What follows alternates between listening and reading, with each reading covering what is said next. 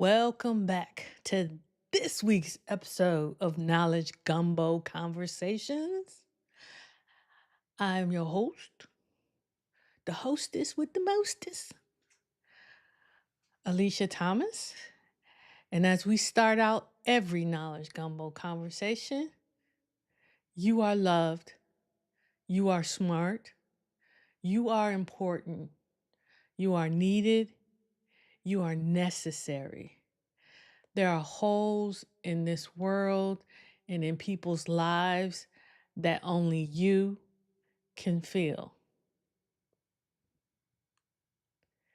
Please take that and internalize it. And I'll keep saying it as many times as is necessary for you to know there's a purpose for your life.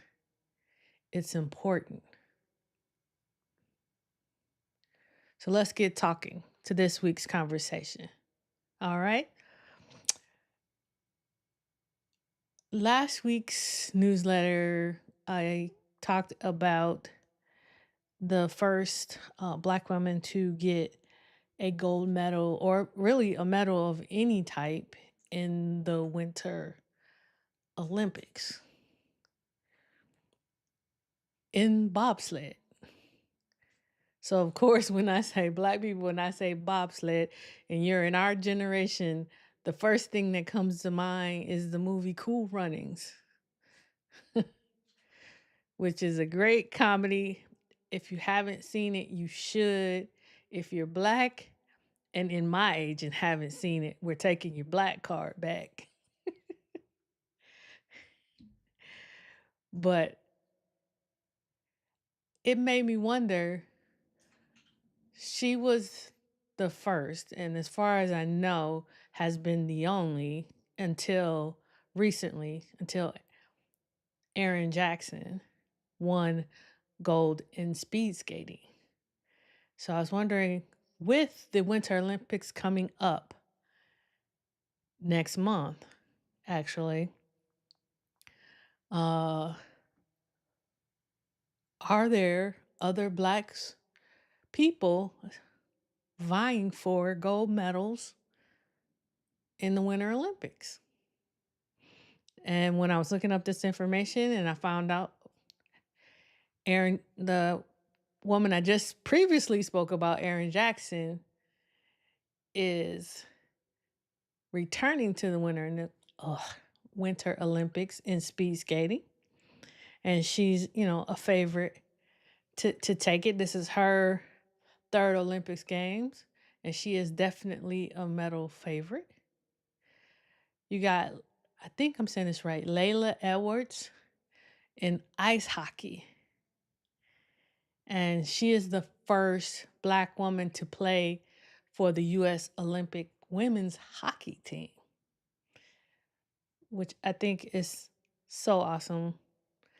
Born and raised in Michigan, so I have been on ice skates, but to do what those women can do on skates, it's phenomenal because it is a combination of speed and power and accuracy that is just amazing. You have Elena Myers Taylor is picking up the baton in bobsled. And this is her fifth Olympic Games. You have, I'm not sure I'm saying this one right either, Keisha Love in bobsled, who is the reigning world champion in the monobob. I think I've seen that, but I'm not quite sure. Because I've always seen the 2-person one, and I've seen the 4. So I'm going to have to go and check her out. So there's also a Mystique row. It says in skeleton. So I'm not quite sure. I should have looked more into that, what that meant. Skeleton. Might have to check that out Let's see, why can't we check that out right now? I got a computer and I'm not afraid to use it. Skeleton. Winter Olympics. Let's see. It's kind of like the bobsled without the protection, where you're just like a regular, not regular, but like a slide going down.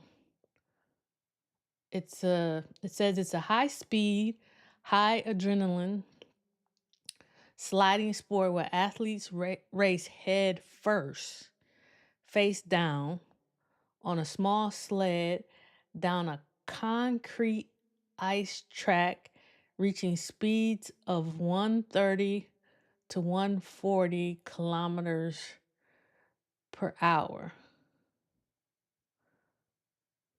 Hoo-hoo!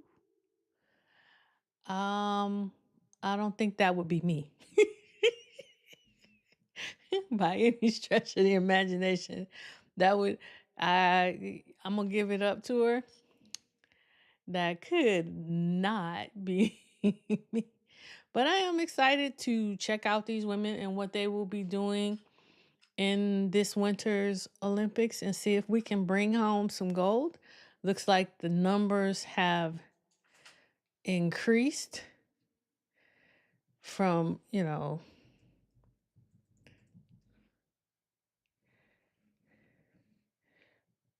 from when we first got into this thing. Well, should I say from when we first meddled in this? Because the first black woman to medal, well, she was not just the first black woman, she was the first black person ever to medal, especially a gold medal in the Winter Olympics. Vonetta Flowers, shout out to her, because she started off as a track athlete and did not make it to the Olympics and ended up going out for bobsled. And in 2 years, which I find amazing, to develop her skills that much that she was able to get a gold medal in bobsled. So shout out to her. Let's get to our next section here. Okay, it's time for Speak Your Piece or Save Your Piece. This is a section where I give you a situation and we decide together, is this something that you're going to speak on, or if it's something you're going to release and just protect the piece that you have. So let me know in the comments, all right? Today's situation is a friend or family member says, I owe you an apology, and then changes the flow of the conversation.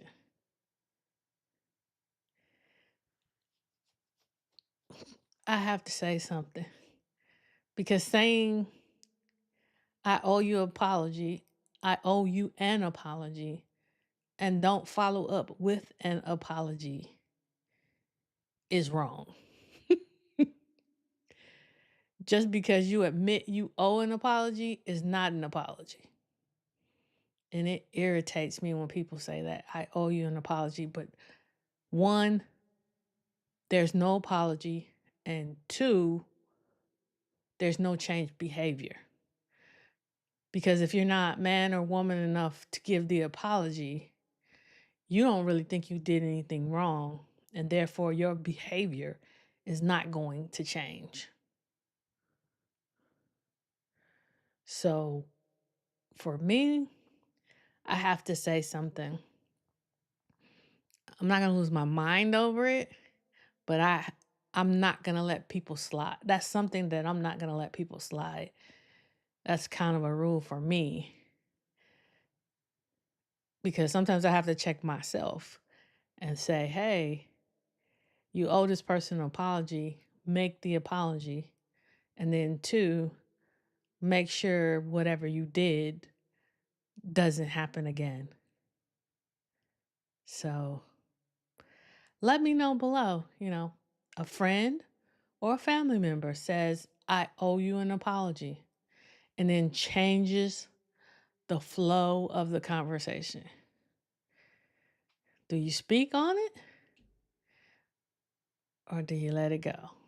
You save your peace for later.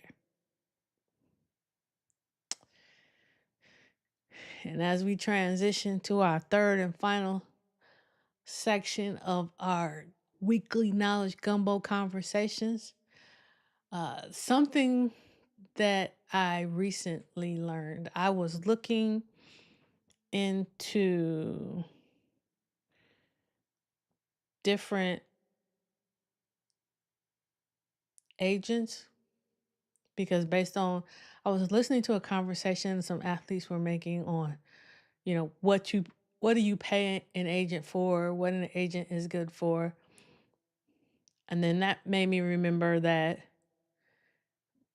I had admiration for Jalen Hurts, the quarterback for Philadelphia Eagles, because his whole entire team is made up of women, primarily Black women, but I believe his whole team is made up of women of color, if I'm not mistaken. And his agent, and then so this is how I fall down the rabbit hole. And then so that made me think, wow, how many Black women are agents?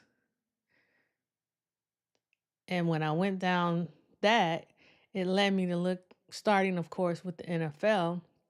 And I found out that 9% of the almost 1,000 certified NFL agents are women. But of that 9%, 2.3% are Black women. So there's work to do there. At least 7 of the 26 Black women agents certified by the NFL Players Association run their own agencies. And this is based on information from Diverse Representation, which is a publication that advocates for more diversity in sports representation. Who knew there was such a group? But obviously, based on the numbers, the group is needed. So I'm just amazed because when I was looking into this, and it says that in order for a lot of these women, these Black women, to be successful, they are not a part of larger agency organizations. They've had to go out and open their own to get the recognition that they deserve. Because it's kind of like they're looked at more of like a project manager and not given the respect as due of an agent, which is really sad that in 2026, you still have so many bastions of industries that are male dominant, whether white or Black, and these women do not have the opportunity that they should, given the talent that they have. So, shout out to all the sisters out there that are doing it on their own terms, who are serving their clients well. That's it for this week's Knowledge Gumbo Conversations. I'd love to hear what resonated with you. So type that in the comments. If you're watching this on replay, do me a favor. At least put in the comments #replay gang to let me know you've been here. If you haven't already, please join our Gumbo family by subscribing to the newsletter. It's where I community and culture come together, sharing one Black woman's story at a time. And I'll see you in the inbox Friday morning. Otherwise, I'll see you here next week on Knowledge Gumbo Conversations. And remember to keep the conversation going. All right?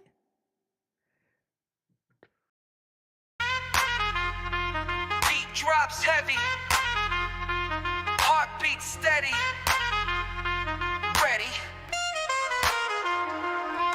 Check the mirror, see a queen in the reflection. No doubt, full steam, no signs of